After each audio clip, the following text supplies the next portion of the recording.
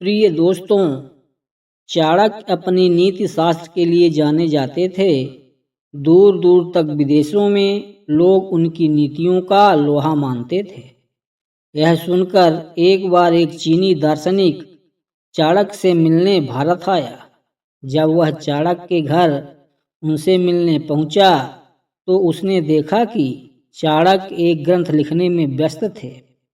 उन दिनों बिजली या बल्ब नहीं हुआ करते थे। चाणक्य ने तेल भरी डिबिया जला रखी थी और उसी की धीमी रोशनी में वो लिखने में व्यस्त थे। चाणक्य ने जैसे ही आगंतुक को देखा, उन्होंने जल्दी से अपना कार्य समाप्त किया और जो लैंप अभी जल रही थी उसे बंद कर दी और एक नई लैंप जला दी। दार्शनिक ने सोचा कि ये भारतीय लोगों का आगंतुक का सम्मान करने का कोई रिवाज होता होगा। उसने जिज्ञासावश चाणक्य से पूछा कि आपने जलती लैंप को बंद क्यों कर दिया और फिर से नई लैंप जलाने के पीछे क्या कारण है? क्या यह आपके धर्म में कोई रिवाज है? चाणक्य ने हंसते हुए जवाब दिया, नहीं श्रीमान, यह कोई रिवाज या धर्म का हिस्सा नहीं है। चाणक्य ने कहा कि मैं एक ग्रंथ का सृजन कर रहा था और उस डिबिया के तेल का जो पैसा है वो मुझे राजकोष से मिला है।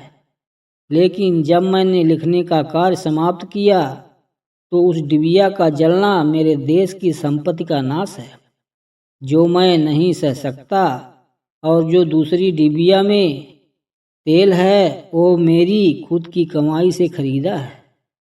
मैं अपने स्वयं के कार्य के लिए देश की संपत्ति का हनन नहीं कर सकता।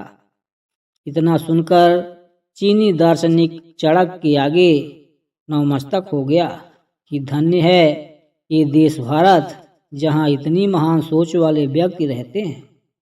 इसीलिए भारत को जगत गुरु कहने में कोई दो राय नहीं है। अगर कोई इंसान चाणक्य के बताए हुए मार्ग पर चले तो उसे दुनिया की कोई भी परेशानी सफल होने से नहीं रोक सकती।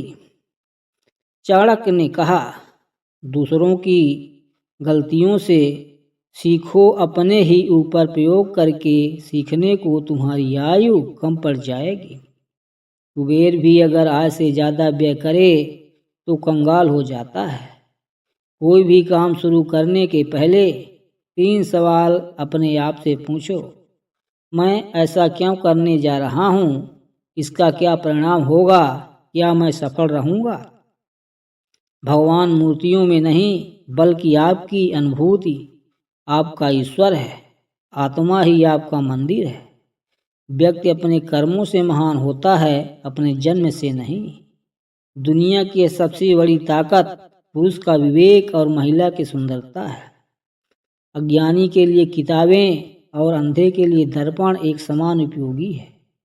अपने रहस्यों को किसी से भी उजागर मत करो। यह आदत आपके स्वयं के लिए ही घातक सिद्ध होगी। किसी भी व्यक्ति को बहुत ईमानदार और सीधा साधा नहीं होना चाहिए, क्योंकि सीधे वृक्ष और व्यक्ति पहले काटे जाते हैं। हर मित्रता के पीछे कोई स्वार्थ जरूर होता है, यह कड़वा सच है। ऐसे व्यक्ति जो आपके स्तर से ऊपर या नीचे के हैं, उन्हें दोस्त न बनाओ। वह तुम्हारे कष्ट का कारण बनेंगे। हमेशा समान स्तर के मित्र ही सुखदायी होते हैं। संसार में न कोई तुम्हारा मित्र है न शत्रु। तुम्हारा अपना विचार ही इसके लिए उत्तरदायी है। फूलों की सुगंध केवल वायु की दिशा में फैलती है, लेकिन एक व्यक्ति की अच्छाई हर दिशा में फैलती है। सांप के फन, मक्खी के मुख में और बिच्छू के डंक में जहर होता है, पर दुष्ट व्यक्ति तो इससे पूरा भरा होता है। वह जो हमारे चिंतन में रहता है वह करीब है, भले ही वास्तविकता में वह बहुत दूर ही क्यों न हो। लेकिन जो हमारे हृदय में नहीं है वो करीब होते हुए भी बहुत दूर होता है। अपमानित होकर जीने से अच्छा मरना है। मृत्यु तो बस एक क्षण का दुख देती है, लेकिन अपमान हर दिन जीवन में दुख लाता है। परिश्रम वह चाबी है जो किस्मत का दरवाजा खोल देती है। जो व्यक्ति शक्त न होते हुए भी मन से हार नहीं मानता, उसको दुनिया की कोई भी ताकत हरा नहीं सकती है। अपने ईमान और धर्म बेचकर कमाया गया धन अपने किसी काम का नहीं होता, अतः उसका त्याग करें, आपके लिए यही उत्तम है। दोस्तों, ऐसे ही अनमोल वचन सुनने के लिए कृपया चैनल को लाइक और सब्सक्राइब कर लें।